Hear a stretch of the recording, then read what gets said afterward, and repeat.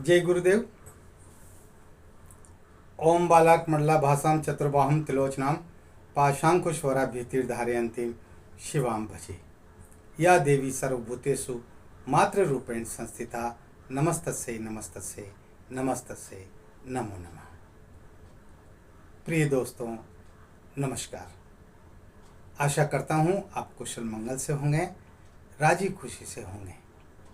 आप अपने परिवार को बेहतरीन तरीके से चला रहे होंगे, परिवार का पालन पोषण कर रहे होंगे और आपकी कुशलता की कामना मैं हमेशा माँ भगवती माता महाकाली से सदैव करता रहता हूँ। आज मैं आपको इस वीडियो में माता महाकाली की एक बेहतरीन साधना बताने जा रहा हूँ, तो ध्यान से सुनिएगा। वीडियो को स्किप मत कीजिएगा और पूरा देखिएगा, क्योंकि साधनाओं के संबंध में जो जानकारी दी जाती है उसमें से अगर एक पॉइंट भी छूट गया, आपने स्किप कर दिया, तो जो है फिर वो साधना अधूरी ही मानी जाती है। क्योंकि साधना के बारे में जो जानकारी दी जाती है उसका एक एक शब्द, एक एक पंक्ति बहुत महत्वपूर्ण होती है। इसलिए आप वीडियो को पूरा देखें। चैनल पर नए हो तो चैनल को सब्सक्राइब करें, लाइक करें, अपने दोस्तों में शेयर करें, ताकि ज़्यादा से ज़्यादा लोगों के पास में ये जानकारी पहुँचे और अधिकांश लोग इन साधनाओं का लाभ उठा सके। और आप चाहते हैं कि हमारे वीडियो का नोटिफिकेशन आपको तुरंत मिल जाए, तो उसके लिए आपको बेल आइकन को प्रेस करके ऑल पर क्लिक करना होगा। आइए शुरू करते हैं आज की बहुत ही महत्वपूर्ण साधना के बारे में, जो मैं आपको बताने जा रहा हूँ। दोस्तों, ये महाकाली की साधना है। माता महाकाली जो कि कल्प वृक्ष है, कल्प वृक्ष के समान फल देने वाली है, और जिसकी आंखों से और जिसके रोम रोम से ममता के असीम स्रोत फूटते हैं, वो अपने भक्तों पर पूरी कृपा दृष्टि रखती है और अपने भक्तों को वो कभी निराश करती ही नहीं है। वह ऐसी माँ है, ममता से परिपूर्ण, समुद्र की गहराइयों से भी ज़्यादा उसका ममता का सागर है, और वो उस ममता के सागर को वो उड़ेल देती है अपने भक्तों पर। हाँ, जिन साधकों ने माता महाकाली की साधना की है, किसी भी रूप में की हो, उनको जिंदगी में कभी कोई तकलीफ हुई नहीं, उनको कभी किसी परेशानी का सामना करना ही नहीं पड़ा। तमाम सारे भौतिक सुख सुविधाओं को प्रदान करने वाली माता महाकाली है। अरे वो माँ है, वो अपने बच्चों को दुखी कैसे देख सकती है? वो अपने भक्तों को, अपने साधकों को परेशानी की स्थिति में कैसे देख सकती है? कभी हो ही नहीं सकता। ऐसा तो ब्रह्मा का विधान भी नहीं है। माँ जो है वो अपने संतान को वो दुखी देख सके। अरे वो पुकारते ही दौड़कर चली आती है, अपने तमाम सारे कार्यों को छोड़ करके आपकी एक पुकार पर वो आपके पास आ जाती है, प्रत्यक्ष या अप्रत्यक्ष, और आपके तमाम सारे दुखों का हरण कर लेती है।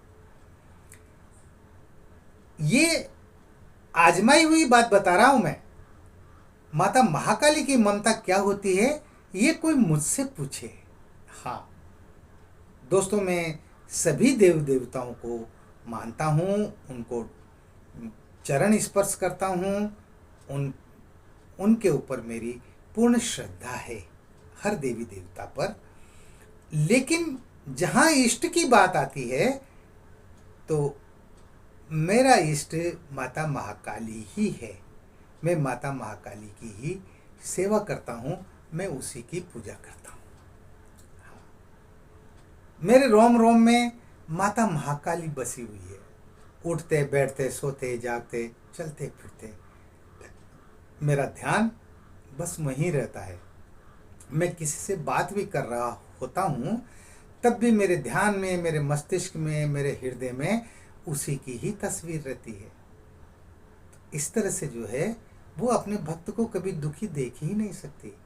और मुझे ये कहने में कोई संकोच नहीं है, बड़े गर्व के साथ में ये कहता हूँ कि मैं माता महाकाली की दया से, उसकी कृपा से मैं आज सर्व संपन्न हूँ। हाँ, पूरी तरह से संपन्न हूँ मैं। मुझे, मेरे परिवार को किसी भी तरह का कोई अभाव नहीं है और मेरा पूरा परिवार माता महाकाली की सेवा में लगा हुआ रहता है। तो ये सब चीज़ें श्रद्धा के ऊपर निर्भर करती है कि आपका अपने इष्ट पर कितनी श्रद्धा है। हाँ, आपका इष्ट जो भी है वो आपकी श्रद्धा को देखते हैं और उस श्रद्धा के अनुसार ही वो आपके कार्य करते हैं। कोई भी हो सकता है इष्ट, जरूरी नहीं है माता महाकाली हो, और भी कोई भी हो सकते हैं। भगवान शंकर हो सकते हैं, भगवान बजरंग बली हो सकते हैं, भगवान भैरव हो सकते हैं, कोई भी हो सकते हैं, लेकिन उनके ऊपर आपकी अटूट आस्था होना चाहिए, अटूट विश्वास होना चाहिए। ये विश्वास ही इनका आधार होता है। तो माता महाकाली की मैं साधना आपको बता रहा हूँ, जो एक गृहस्थ व्यक्ति के लिए बहुत जरूरी है। अगर इस साधना को आप कर लेते हैं तो आपके जीवन के तमाम सारे संकट खत्म हो जाएंगे, सारी परेशानियां खत्म हो जाएगी। मोक्ष की तो प्राप्ति होगी ही होगी, लेकिन जब तक आप जिएंगे इस धरती पर, तब तक आप इस धरती के तमाम भौतिक सुखों का भोग भी करेंगे। ये 100% सत्य बात कर रहा हूं मैं, इसलिए इस साधना को करना चाहिए। तो इसमें आपको क्या करना है, ये साधना को आप किसी भी कृष्ण पक्ष की अष्टमी से शुरू कर सकते हैं। 2 पक्ष आते हैं, एक शुक्ल पक्ष आता है, एक कृष्ण पक्ष आता है। तो कृष्ण पक्ष की जो अष्टमी आती है अमावस्या से पहले की, उस अमावस्या की अष्टमी से आपको ये साधना प्रारंभ करनी है। तो इस साधना में जो सामग्री आपको काम में लेनी है वो एक माता महाकाली का चित्र होना चाहिए जो कांच के फ्रेम में जड़ा हुआ हो। इसके साथ माता महाकाली का यंत्र होना चाहिए और माला होनी चाहिए, काली हकीक माला। समझ में आ गई बात? तो यंत्र और माला ये जो है महाकाली बीज मंत्रों से संपुटित और प्राण प्रतिष्ठित होनी चाहिए, ये जरूरी है। ठीक है, आपके पास में पूजन सामग्री में इत्र हो, गुलाब के लाल पुष्प हो, लाल गुलाब के पुष्प, मालाएं भी ले सकते हैं आप, पुष्प भी ले सकते हैं, और केसर जिसका आपको तिलक लगाना है, केसर भी बाजार में मिल जाती है। चावल होने चाहिए, साबुत चावल होने चाहिए, टूटे चावल नहीं होना चाहिए। तो उनको चावलों को आप बीन करके और जो साबुत चावल हैं उनको एक तरफ इकट्ठा कर लें और उन्हीं को ही आप काम में लें। इसके साथ ही जो है आपको घी का दीपक और एक तेल का दीपक, गाय का शुद्ध देशी घी होना चाहिए। जब तक आप मंत्र जप करें तब तक वो दीपक जलता रहना चाहिए। और एक दीपक में आप रुई की बाती बनाकर और उसमें तेल डाल दीजिए, वो तेल का दीपक भी लगातार चलना चाहिए। घी का दीपक आप चित्र के दाईं तरफ रख दीजिए, यंत्र के दाईं तरफ, और तेल का जो दीपक है वो बाईं तरफ रख दीजिए। आपको काली धोती पहनकर ये साधना करनी है और रोजाना धोती धुली हुई होना चाहिए। आज पहन लिया, कल उसी धोती को फिर काम में ले लिया बिना धोए, वो नहीं चलेगा। धुली हुई धोती होना चाहिए, यानी रोजाना धो करके सुखा दो और फिर उसको पहन लो। काला आसन होना चाहिए और बाजोट पर भी काला वस्त्र बिछाकर आपको माता महाकाली की तस्वीर स्थापित करनी है। और अपने गुरुजी का जो चित्र है आपके पास में, वो फ्रेम में जड़ा हुआ होना चाहिए, उसको भी आप वहाँ पर स्थापित कर दें। और चित्र के सामने आप जो महाकाली जो यंत्र है उसको एक ताम्र प्लेट में गुलाब के पुष्प बिछाकर और उस पर स्थापित कर दें। तो रात्रि में 9 बजे के बाद आपको ये साधना प्रारंभ करनी है। 21 दिन की साधना है। आपके पास एकदम एकांत कमरा होना चाहिए। उस कमरे में आपके अलावा 21 दिन तक कोई भी आ जा न सके, यानी आपके अलावा दूसरे व्यक्ति का प्रवेश निषेध है, पहली शर्त है ना। इसके साथ ही आप दूध का बना हुआ प्रसाद रोजाना चाहिए। तो रोजाना आप खीर भी का भी भोग लगा सकते हैं, और या फिर आप जो है हलवा बनाकर हलवा का भी आप भोग लगा सकते हैं, ये भी मान्य है। लेकिन भोग भी जरूरी है। आप बाजार से भी मिठाई ला करके और भोग लगा सकते हैं, लेकिन जहाँ तक है बाजार की मिठाइयाँ जो है वो अशुद्धि होती है। हलवाई जो है वो कोई स्नान करके नहा धो करके थोड़ी ना बनाते हैं, हाँ, तो उनको तो अशुद्ध ही माना जाता है। घर का बना हुआ ही होना चाहिए। आप एक समय भोजन करेंगे। मांस, मदिरा, नशीले पदार्थों, लहसुन, प्याज का सेवन आप बिल्कुल भी नहीं करेंगे। जमीन पर, भूमि पर सोएंगे उसी कमरे में, और जिस कमरे में आप साधना करेंगे। आपका मुंह दक्षिण दिशा की तरफ होना चाहिए। तो आप जो बाजोट लगाएं तो उस बाजोट को दीवार के सहारे लगाएं, और आप जब बैठें काला आसन बिछा करके तो आपका मुंह दक्षिण दिशा की तरफ होना चाहिए। इस तरह से आपको ये सारी व्यवस्था करनी है। तो स्नान करके आप काले आसन पर जो है आप बैठ जाएं, और अपने बाएं हाथ में थोड़े से चावल लेकर के और सुरक्षा मंत्र बोलते हुए और 10 दिशाओं में 2-2, 4-4 दाने उस चावलों के आप फेंक दें दाएं हाथ से। मंत्र को बोलते जाएं, चावल फेंकते जाएं। ओम अपसर्पंतु ये भूता भूमि संस्था ये भूता विघ्न कर्ता रस्ते नश्यंतु शिवा गया अपक्रमांतु भूतानि पिशाचा सर्वेशाम विरोधेन पूजा कर्म समारभ्य। ये सुरक्षा घेरा का मंत्र है और स्क्रीन पर भी चल रहा है। तो इसको आप एक डायरी में कहीं नोट कर लें और इसको अच्छी तरह से याद कर लें। ये सिद्ध मंत्र है, इसको सिद्ध करने की आवश्यकता नहीं है। लेकिन जब भी हम कोई साधना करते हैं तो उसमें जो सुरक्षा घेरा लगाते हैं इसी मंत्र से लगाया करो। इससे नकारात्मक ऊर्जा आपकी साधना कक्ष में नहीं आएगी। किसी भी प्रकार की कोई नकारात्मक शक्तियाँ आपकी साधना को भंग करने के लिए नहीं आएगी, आपको डराने के लिए नहीं आएगी। समझ गए? सुरक्षा घेरा लगाने के बाद में आपको फिर अपने गुरु जी के चित्र का पूजन करना है। सामान्य पूजन करना है। स्नान कराओ, तिलक लगाओ, अक्षत चढ़ाओ, पुष्प चढ़ाओ, और उसके साथ ही जो है माता महाकाली के चित्र का इसी तरह से पूजन करना है। और ठीक इसी तरह से आपको यंत्र का और माला का भी पूजन करना है, और इत्र भी लगाना है। माला पर भी इत्र लगाएं, यंत्र पर भी इत्र लगाएं, माँ काली के चित्र पर भी लगाएं, और गुरु चित्र पर भी इत्र लगाएं, है ना। इस तरह से जो है आपको पूजा करनी है। पूजा करने के बाद में आपको फिर अपने दाएं हाथ में संकल्प लेना है। तो दाएं हाथ में थोड़ा पानी ले लें और आप हिंदी में ही बोलें संकल्प में। अपना नाम बोलें,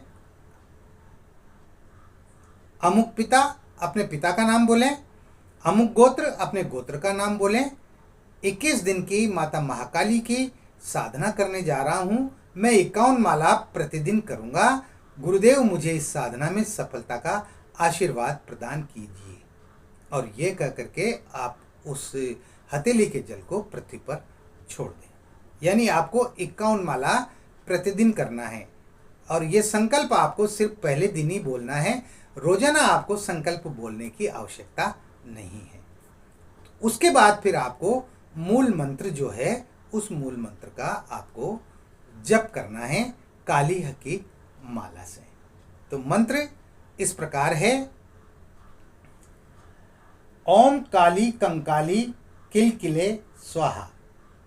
ओम काली कंकाली किलकिले स्वाहा। छोटा मंत्र है, याद होने में भी दिक्कत नहीं आएगी और इस मंत्र की 51 माला करने में भी आपको ज़्यादा समय नहीं लगेगा। और माला करने के बाद में आप जो है वहीं ज़मीन पर अपने बिस्तर पर आप सो जाएं और धूप अगरबत्ती लगा दें, घी का दीपक जला दें और तेल का दीपक जला दें। दीपक में किसी भी प्रकार के तेल का आप प्रयोग कर सकते हैं।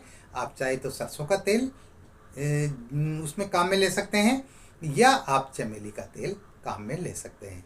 तो जब आप सुरक्षा घेरा लगाएंगे ना, तो उसके पहले ही आप दीपक लगा दें और उसके बाद ही फिर पूजन वगैरह सारा ये कार्य करें। ठीक है। इस तरह से आपको रोजाना 21 दिन तक 51 माला रोज करना है। अब जो है इस बीच आपको ब्रह्मचर्य का पालन करना है पूरी तरह से। पराई स्त्री को आप माँ की दृष्टि से देखेंगे। हाँ, आपकी निगाहों में वासना नहीं होना चाहिए। अपनी पत्नी से आप जो है दूर रहेंगे। हाँ, दिन में आप बात कर सकते हैं, वो कर सकते हैं, लेकिन जो है आपकी पत्नी से भी आप जो है पूरी तरह से सच्चे मन से रहेंगे। उसको भी आप जो है वासना की नज़र से नहीं देखेंगे। इस तरह से आपको ब्रह्मचर्य का पूर्ण पालन करना है। एक समय भोजन करना है और आप 2 बार फल ले सकते हैं और चाय दूध आप दिन में 2 बार 4 बार जितनी भी बार चाहें आप ले सकते हैं। लेकिन भोजन आपको एक ही समय करना है। मांस मदिरा से आपको बचना है। नशीले पदार्थों के सेवन से आपको बचना है, इनका प्रयोग नहीं करना। लहसुन प्याज का भी आपको साधना के दौरान प्रयोग नहीं करना। इन बातों का ध्यान हर साधना में रखा जाता है, इसलिए कोई भी साधना शुरू करो तो इन नियमों का पालन करना ही पड़ता है। और ये साधना रात्रि के 9 बजे बाद आपको शुरू करनी है। इस तरह से आपकी दिनचर्या पूरी सात्विक रहना चाहिए। आपके सात्विक विचार होना चाहिए। किसी जानवर को आप सताएंगे नहीं, किसी बैठे हुए जानवर को आप जो है परेशान नहीं करेंगे अनायास ही। और आप क्रोध नहीं करेंगे, किसी के ऊपर गुस्सा नहीं करेंगे और इसके साथ ही आप झूठ नहीं बोलेंगे। ये सात्विक जो प्रवृत्तियां हैं, इन सात्विक प्रवृत्तियों को भी साधनाओं के दौरान हमें अपनाना पड़ता है। इस तरह से आपकी ये साधना 21 दिन में पूरी हो जाएगी। जब ये साधना पूरी हो जाए तो फिर आपको दूसरे दिन यानी 22वें दिन आप जो है वही रात्रि में 9 बजे के बाद आपको चमेली के पुष्प लाने हैं और 1000 पुष्प के आपको शुद्ध घी में उन चमेली के पुष्प को घी में डाला और ये मंत्र बोलते हुए और अग्नि में आहुति दे दी। यानी आपको एक जो मिट्टी का जो बर्तन होता है जिसको सकोरा भी बोलते हैं, चौड़ा बर्तन, उसमें आप जो है आग जला लें, अग्नि जला लें। और समिधा मिल जाती है पंसारी की दुकान पर, वहाँ से हवन की समिधा आप लेकर के आ जाएं। उसको आप प्रज्वलित कर लें, कपूर डाल के कपूर जला लें, उसके ऊपर उन समिधा को रख दें, लकड़ियों को, वो जल जाएंगी। और जब वो अच्छी जल जाएं तो उसके बाद में चमेली का जो है एक पुष्प उठाया, उसको घी में डुबो करके और ये मंत्र बोल के और उसमें अग्नि में डाल देना है। इस तरह से आपको आहुतियाँ देनी है। 1000 इतने पुष्प आपके पास होने चाहिए। देखो, ये व्यवस्थाएं तो करनी ही पड़ती है। जब आप साधना करने बैठे हैं ना, तो साधना में जो है समय भी लगता है और साधनाओं में वस्तुओं की भी जिन जरूरत होती है, जिन वस्तुओं की, उनकी भी हमें व्यवस्था करनी पड़ती है, तब जाकर के होती है ये सारी चीज़ें। तो इस तरह से आप 1000 आहुतियाँ देंगे, आपकी ये साधना सफल हो जाएगी। अब दूसरी बात सुनिए, साधना काल में आपको किसी भी प्रकार के अनुभव हो सकते हैं। आपको ऐसा महसूस हो सकता है कि आपके अलावा भी साधना में कोई और उपस्थित है, आपको दिखाई नहीं दे रहा, परछाई के रूप में भी दिखाई दे सकता है, हंसी की आवाज़ें आ सकती है, घुंघरुओं की आवाज़ें आ सकती है। हाँ, है ना। तो इस तरह के जो है कोई भी कर्तव्य हो सकते हैं, लेकिन आपका ध्यान मंत्र जप पर रहना चाहिए। आपका ध्यान मंत्र जप से भंग नहीं होना चाहिए। और अगर आपने पूर्ण श्रद्धा के साथ इस प्रयोग को किया तो मैं ये दावा करता हूँ कि माता महाकाली आपके सामने सौम्य रूप में प्रकट भी हो सकती है, उपस्थित भी हो सकती है, आपको वरदान देने भी आ सकती है। ये आपकी श्रद्धा के ऊपर निर्भर करता है। लेकिन अगर मान लो प्रत्यक्ष नहीं भी होती है ना, तब भी आपकी ये साधना सफल मानी जाएगी और इसके बाद से आपकी जिंदगी के तमाम सारे संकट, सारे दुख, सारी परेशानियां वो खत्म होती चली जाएंगी। आपके ऊपर माँ की कृपा हमेशा बनी रहेगी। और फिर जो है जब हवन वगैरह ये सारा हो जाए, आहुतियाँ दे करके जब आप निमट जाएं, तो आप 9 कन्याओं को भोजन करा दें और यथाशक्ति उनको दक्षिणा दें, जो भी आपकी इच्छा हो। फल दे सकते हैं, रुपया पैसा भी आप अपनी श्रद्धा के अनुसार उनको दे सकते हैं। 11-11 रुपये दे दीजिए अगर आपकी ज़्यादा श्रद्धा नहीं है तो, है ना। और 9 कन्याओं के साथ एक बालक को भी भोजन कराना चाहिए। वो बालक भगवान भैरव का रूप होता है। 9 कन्याएं 9 दुर्गा का रूप होती हैं, ये भी जरूरी है ना। और भोजन में मीठा आपको बनाना है, कुछ भी मीठा बनाएं, पूड़ी सब्जी जो भी आपके उधर बनता है उसके हिसाब से, लेकिन एक मीठा पकवान भी कोई ना कोई होना चाहिए। हलवा बना सकते हैं, खीर बना सकते हैं, कुछ भी बना सकते हैं। और उनको प्रेम से 9 कन्याओं को भोजन कराएं, उनके तिलक लगाएं, उनको जो है आप चाहें तो वस्त्र भी भेंट कर सकते हैं। जो भी आप उनको दक्षिणा दे सकते हैं वो आप दें और तिलक लगा करके दें और उनके चरण स्पर्श करें, उन 9 कन्याओं के चरण स्पर्श करें। और जो बालक जो भैरव के रूप में जिनको आप भोजन कराएंगे उस बालक के भी आप चरण स्पर्श करें। इस तरह से जो है और उनको प्रेम से हंसकर विदा करें, हाँ, अब प्रेम से खाना खिलाएं उनको। तो इस तरह से माँ भगवती की आपके ऊपर असीम कृपा बन जाएगी। विश्वास कीजिए मेरी बात पर। हाँ, ये सब मेरे आजमाए हुए प्रयोग हैं जो मैं आपको बता रहा हूँ, है ना। तो कीजिए इस प्रयोग को और फिर उसको जो माता महाकाली का जो चित्र है, जो यंत्र है, जो माला है, उसको आप अपने पूजा गृह में रख दीजिए और रोजाना नित्य आप जो है सामान्य जिस तरह से आप अपने भगवान की पूजा करते हैं, स्नान कराना, तिलक लगाना, दीपक जलाना, आरती वगैरह करना, ये सब आप कीजिए। देखिए आप चमत्कार, आपकी जिंदगी की धाराएं बदल जाएंगी।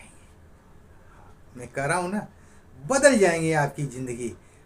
आपने जो नहीं सोचा ना वह भी हो जाएगा। हाँ, जिस सुख की आपने कभी कल्पना नहीं की जिंदगी में, हाँ, जो सुख आपकी जिंदगी में कभी कल्पना में नहीं आया, वह सुख आपको मिलेगा, पूरी तरह से मिलेगा। आप सब तरह से निष्कंटक हो जाएंगे। हाँ, आपके कोई शत्रु होंगे, वो शत्रु स्वतः ही परास्त हो जाएंगे, दुम दबा के भाग जाएंगे, शांत हो जाएंगे। ये सब होता है, आपकी हर मनोकामना पूरी होगी। कीजिए इस साधना को और मस्त रहिए, खुश रहिए, प्रसन्न रहिए, हंसते रहिए, मुस्कुराते रहिए और देखते रहिए सिद्ध साधना ही चैनल, जो आपका अपना है। मैं हर बार आपके लिए नई नई जानकारी लेकर के आता हूँ, नए नए प्रयोग लेकर के आता हूँ, ताकि मेरे साधकों को किसी भी प्रकार की कोई परेशानी न हो और निर्विघ्न रूप से आपको ये साधनाएं करना चाहिए। बिना डरे आपको ये साधनाएं करना चाहिए। और फिर माँ की साधना, उसमें डर कैसा? बेटा कभी अपनी माँ से डरता है क्या? हाँ, दौड़ करके उसके सीने से लग जाता है वो। हाँ, नहीं देखा आपने? हाँ? बच्चे को माँ नजर आते ही और वो दौड़ करके उससे चिपट जाता है, उसके सीने से चिपट जाता है, उसके सीने से लग जाता है। और माँ भी उसको अपने अंक में जो है समेट लेती है, अपने आंचल में छिपा लेती है, दुनिया की नजर से बचाती है। तो फिर माँ की साधना कर रहे हो तो फिर डर किस बात का? कीजिए इस साधना को, आप निर्विघ्न होकर के कीजिए, निश्चिंत होकर के कीजिए। इस वीडियो को मैं यहीं पर विश्राम देना चाहूँगा। मिलते हैं फिर एक और वीडियो में नई जानकारी के साथ। किसी प्रकार का कोई सवाल है तो आप व्हाट्सएप नंबर जो स्क्रीन पर चल रहे हैं, इस पर आप जो है मुझे मैसेज कर सकते हैं। अपनी समस्या को लिख करके आप भेज सकते हैं। आपको पूरा जवाब मिलेगा, आपको पूरी तरह से संतुष्ट किया जाएगा। जितनी मेरी क्षमता है उतना मैं आप लोगों के लिए कार्य करूँगा। हाँ भाई, सर्वे सर्वा तो मैं भी नहीं हूँ, ईश्वर तो मैं भी नहीं हूँ, मैं भी आपकी तरह ही एक इंसान हूँ। तो जितना ज्ञान मुझे मिला है मेरे गुरुदेव से, शास्त्रों से, मैं उस ज्ञान को आप लोगों के बीच में बांट रहा हूँ। आप लोगों को अनुसरण करना चाहिए। तो कॉल करने का समय सुबह 10 बजे से शाम को 5 बजे तक, आप जब आवश्यक हो तभी आप कॉल करें, और कोई भी जानकारी आप मुझसे ले सकते हैं। इस वीडियो में इतना ही। आप हंसते रहें, मुस्कुराते रहें, प्रसन्न रहें, खुश रहें। जय गुरुदेव।